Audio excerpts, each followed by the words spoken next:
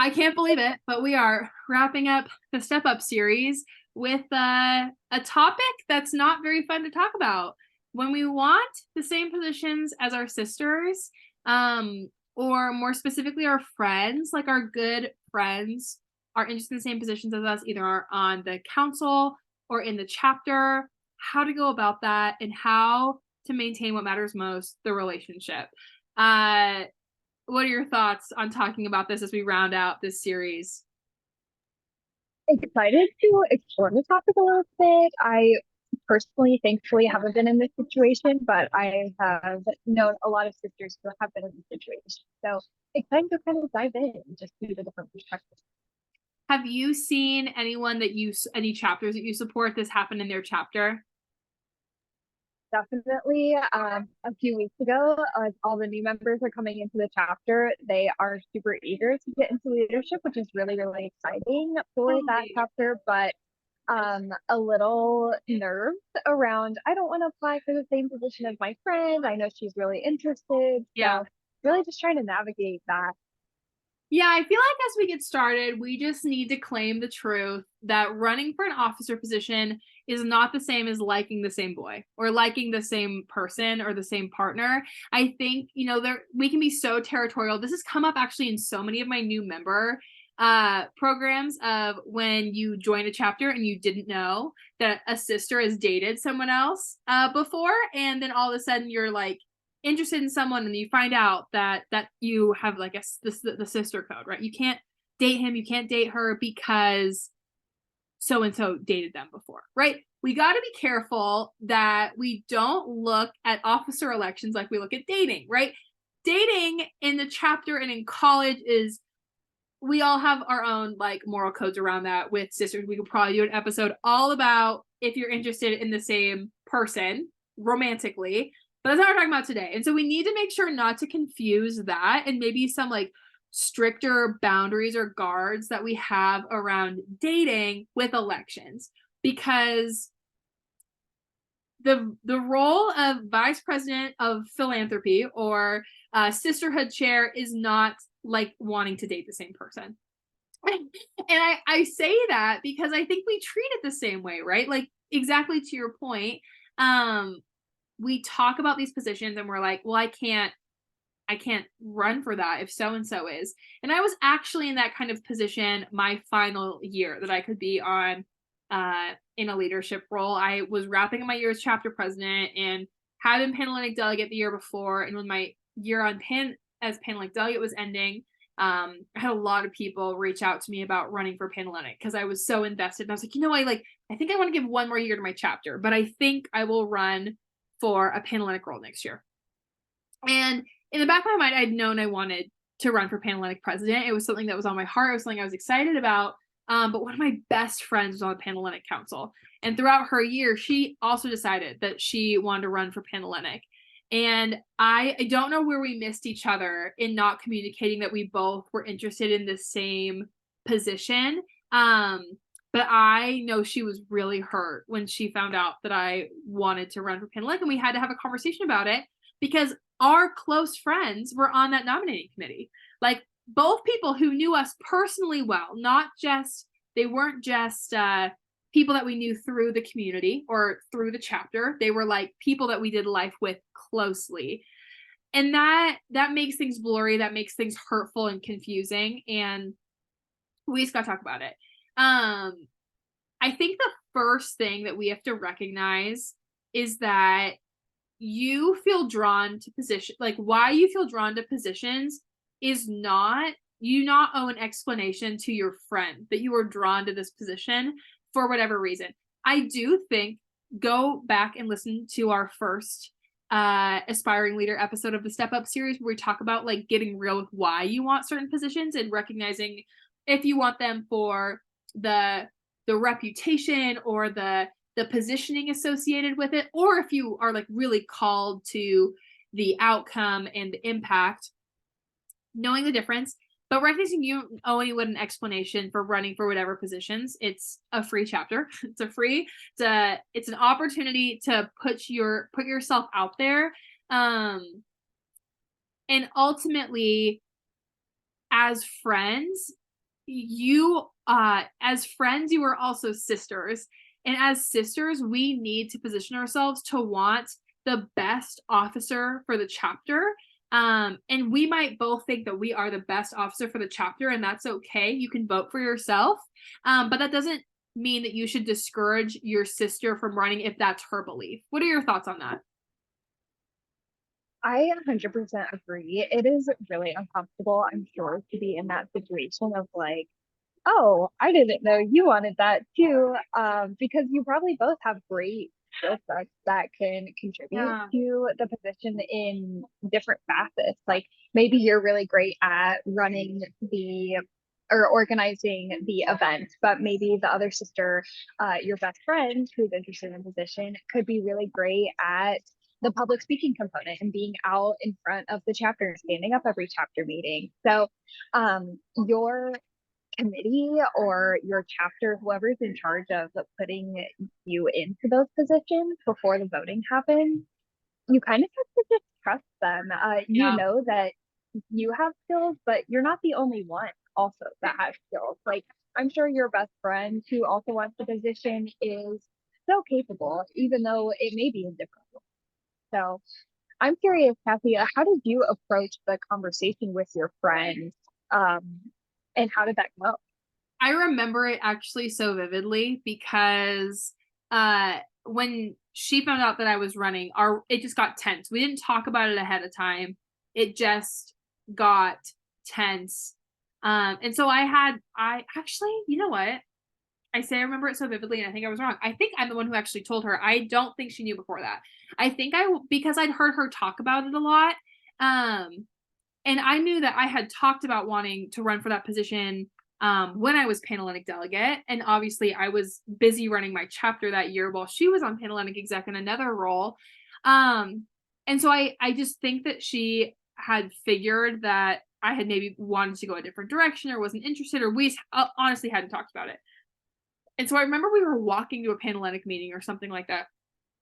And I just told her, hey, I just want to let you know that I am running for Panhellenic president, and I know you are too, and I just trust the community to make the best decision. But I just wanted to like communicate that to you. And I remember her being really frustrated with me. I remember her feeling like really hurt and disappointed. And that honestly, it took some time for us to work through. She ended up getting elected Panhellenic president, and it just took some time for us to work through and walk through.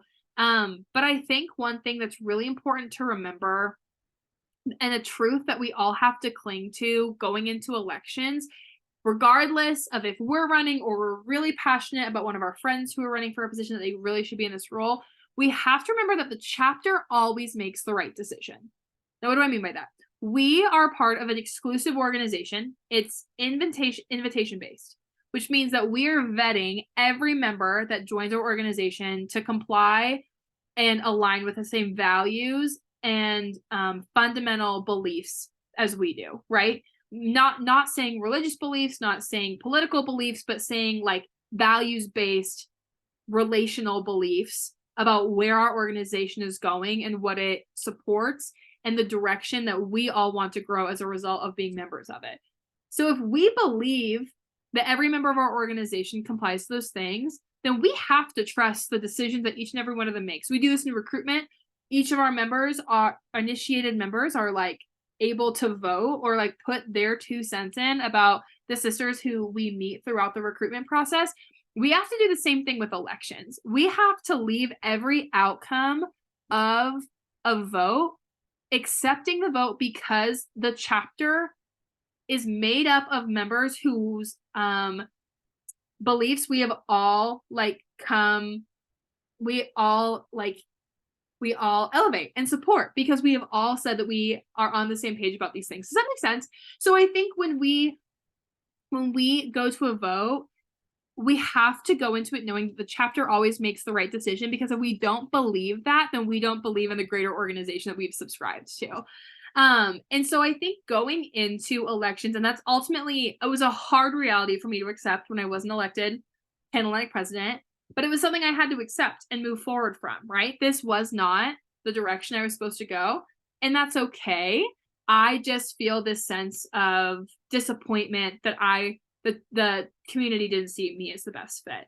And I think we need to validate that it's okay to be disappointed. And for those who do get elected and have friends that don't, there needs to be a high level of like empathy and reinvestment in the relationship to the process, even if you aren't running for the same position.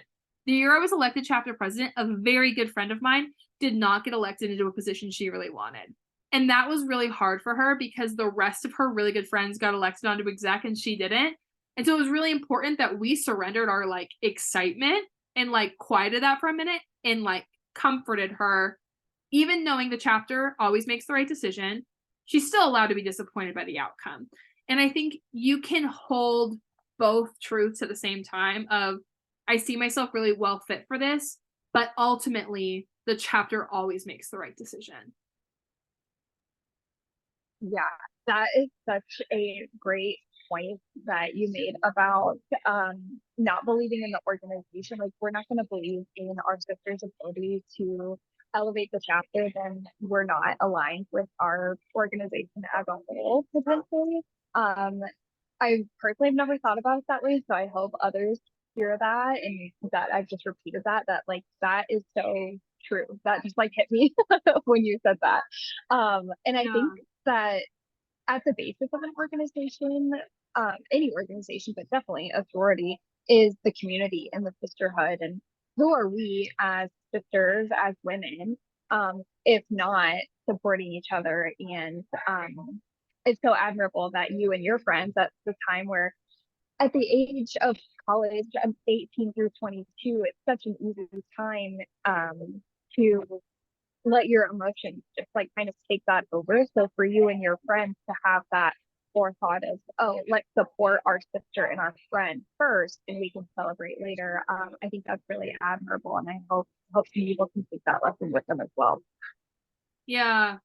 And I think it's okay to recognize like I just want everyone to hear it's okay to be disappointed by the outcome, but we ultimately have to get to a place after some amount of time that we recognize this greater thing that we've subscribed to that we align ourselves with. And now ultimately like if those leaders that got elected do not do what they said they were going to do, like on the premise that we elected them, then there can be another conversation. But I think like we have to take this experience so sacred because we when we elect an officer into a position, we are entrusting them. We are saying we've got your back. We support the decision that you make, and we move forward very often and complain about the officers who we elected. Like this decision is up to you who you want to stand in this role. And more often than not, the things that we complain about, your friend or the other officer would have made the same decision, right? Like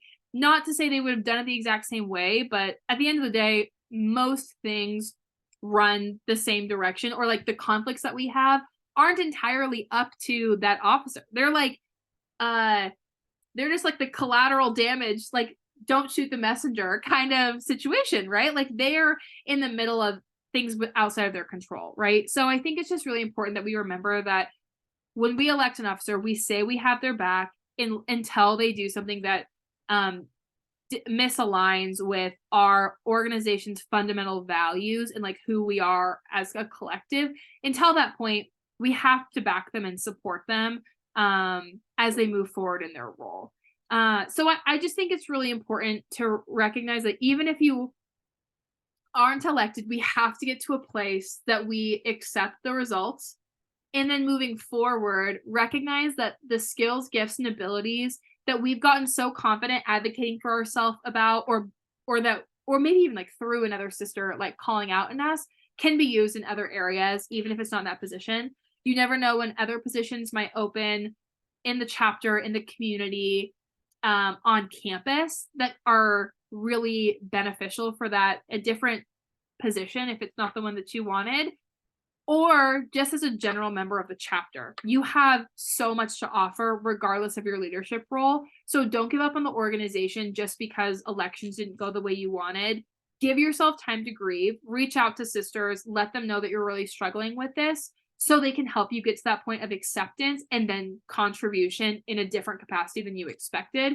I ended up getting appointed onto the Panhellenic Executive Board in a different role than I applied for and had a really impactful year. So don't discount the impact that can be had. I love that so much. You never know what's going to happen in a year, especially as a college student and all the opportunities that there are. So love that encouragement. Just to keep an open mind and Yeah. hate to say it, but trust the process. We hate the word trust the process, but that's not just true of my story. I know so many friends who've gotten elected or appointed into other positions halfway through the year that they never expected. And I know it can be like in the same way that recruitment, we can really struggle facing that sense of rejection. Try to allow yourself not to think about it that way. In the same way that we try to counsel our potential new members not to feel personally attacked by not being asked back by a chapter, recognizing there is such a bigger picture that you are wanting to contribute to in a small facet. Recognize, I keep using that word, but I just think it's really important to like see beyond your sorority journey, that your sorority journey is a part of a much bigger opportunity for members of your chapter and your community to be changed and impacted by sorority. And if your chapter or your community didn't see it was a best fit for that officer position, that might be because you're better fit to serve in another role at another time or in another week. You never know. And yeah, I hope that you'll stay open-minded about how you can allow sorority to impact your leadership trajectory, even if the results of elections don't go the way you had hoped. Anything you want to end us on as we wrap up the Step Up series tonight? I don't think so. I feel like we've covered a lot in the past 2 weeks. So I am so thrilled to have been able to share my heart and my experiences with everyone. So thanks for having me. Yeah, great job kicking off your inaugural podcast debut with 4 episodes, Emily. We were lucky to have you. So I want to thank you so much for being on, and also want to share for anyone listening who is about to potentially get elected into an officer position or an advisor listening to support their future officers. I want to encourage you to check out a year-long course that we've developed for executive councils, executive boards, executive committees of chapters and Panhellenic communities called Executive Board Vision Planning. It's a 7-module course that's designed to address hot topics in leadership roles, specifically on the calendar leadership year. So for those who are starting their officer roles in like December and carrying them out till this time next year, definitely check it out to consider how it could impact your ability to grow, accomplish goals, and stay accountable as individual leaders through our course modules that are for individual enrollment. And then the collaborative piece where there is group discussions for your board to come together to discuss the things that you have each processed individually as a group to apply for the betterment of your cohesive team and also the impact that you can have on the chapter or the community. So Executive Board Vision Planning is linked in our show notes, and we hope to chat with you if you're interested. Thank you all so much for joining us for the Step Up series. Thank you, Emily, for being here. And we will see you with more episodes of the Your Story Journey podcast in the coming weeks.